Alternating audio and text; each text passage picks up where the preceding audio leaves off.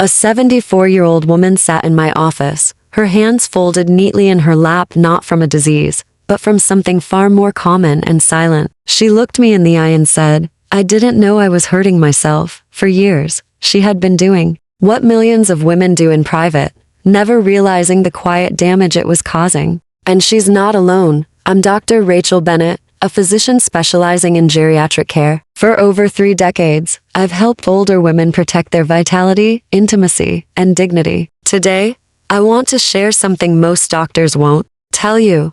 After 60, masturbation changes. If you don't adapt, it can quietly affect your body, your mind, and even your sense of womanhood. You've been told it's natural, harmless, even healthy. But what if I told you that how you do it matters more than you think? In this article, I'll reveal 5 critical masturbation truths that older women wish they had known sooner, insights that can preserve your sensitivity, protect your pelvic health, and reignite your confidence. Stay with me until the end, because the final secret could change how you age, connect, and live for years to come. This conversation is long overdue, but it's not too late. Let's begin with the first truth, a secret that has quietly reshaped the lives of many women once they finally understood it. Secret 1. Your arousal is no longer the whole story, and that's okay. I'll never forget a 72-year-old woman who looked at me with a mix of frustration and shame. "Doctor," she said, "I can't do what I used to do. Does that mean I'm no longer a woman?"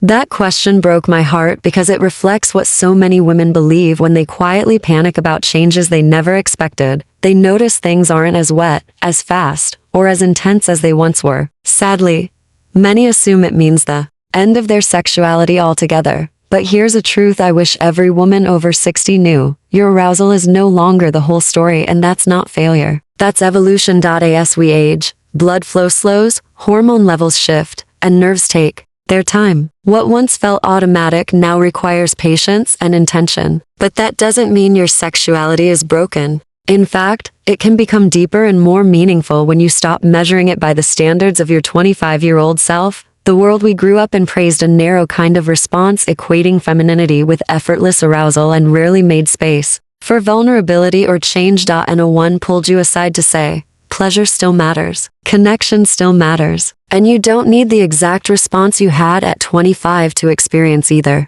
I've seen countless women believe they were defective when all they needed was a new understanding of their evolving body. Orgasm and peak arousal aren't the same thing. You can still experience deep release, emotional intimacy, and physical satisfaction even if it feels different now. What matters now is not performance but presence, not pressure but permission. When you stop chasing what was and start exploring what is, you open the door to a new kind of intimacy, one rooted in patience, curiosity, and self-respect. Secret 2. Masturbation isn't just sexual, it's emotional and neurological. Not long ago, I sat with Brenda, a retired teacher in her late 70s. She wasn't there because of a medical emergency. She came in because, in her words, "I just don't feel anything anymore." Not just sexually, but in general. At first, she thought it was a physical problem. But as we talked, it became clear her habits weren't about desire, they were about emotion. She had been masturbating almost every night, not out of lust, but as a way to cope. She didn't realize it had become her method for managing sadness, sleeplessness, even loneliness. That moment changed how both of us saw her situation.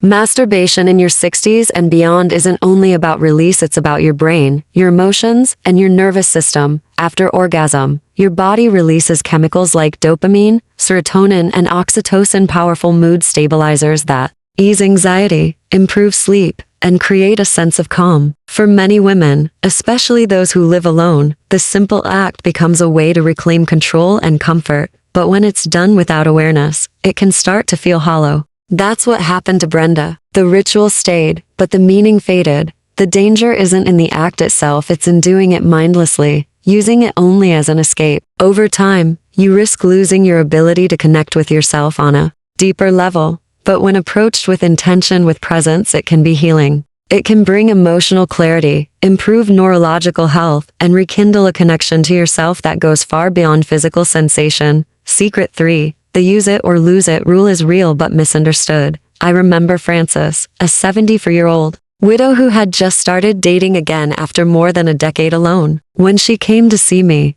she wasn't excited, she was ashamed. I finally found someone, she said, but my body doesn't work anymore. She thought something was broken. She thought it was too late. But the truth is, it wasn't dysfunction, it was disuse. Your sexual function isn't just tied to age, it's tied to activity. Just like your muscles weaken without movement, the tissues and blood vessels in your vagina and clitoris need stimulation to stay healthy. Without it, vaginal walls can thin and dry, a condition called atrophy. Nerve endings become less sensitive, and blood circulation weakens. Unfortunately, most women are never told this until the damage is already noticeable. Frances hadn't touched herself in years, not because she didn't want to, but because she thought it no longer mattered. Life dulled her desire, and she let it go, thinking this was the natural course of aging. But the good news? It wasn't too late. With gentle, consistent stimulation, no pressure, just presence, and with the help of a good lubricant, she began to feel again. Slowly, her body remembered. And with that, her confidence returned. Secret 4. Your vibrator may be dulling your natural sensitivity. Barbara, a 68-year-old divorcee, told me something I've heard far too often. I still touch myself, but I feel disconnected, like nothing really reaches me anymore. At first, she blamed aging. But as we talked, I realized the real culprit. Her nightly habit of using a high-powered vibrator had rewired her system. As we age, our nervous system becomes less adaptable. Constant, intense vibration trains your body to respond only to that high speed, high-intensity input, making real touch feel weak or dull by comparison. Barbara said it was like listening to music with the volume turned up full blast for years and then trying to hear a whisper. Through patience, stepping away from the intense stimulus, and reconnecting with her own hands and breath, Barbara slowly reawakened her natural sensitivity. Within weeks, she began to feel again.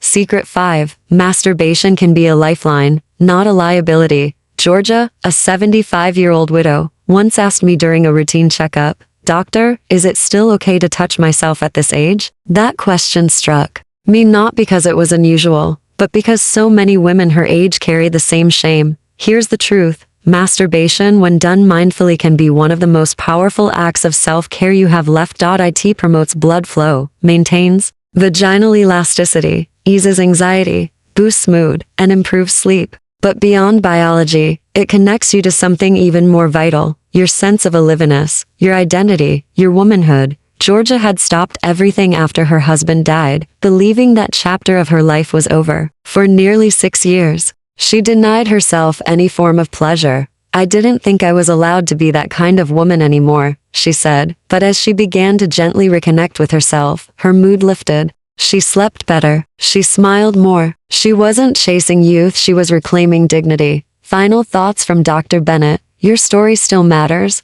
These 5 truths aren't just medical advice, they're lessons learned from countless women who wish they'd known sooner. Your arousal doesn't define your womanhood. Masturbation is deeply emotional and neurological. Use it or lose it is real, but reversible. Over-reliance on intense stimulation can dull real intimacy. And most importantly, self-pleasure can be a lifeline, keeping you connected to who you are.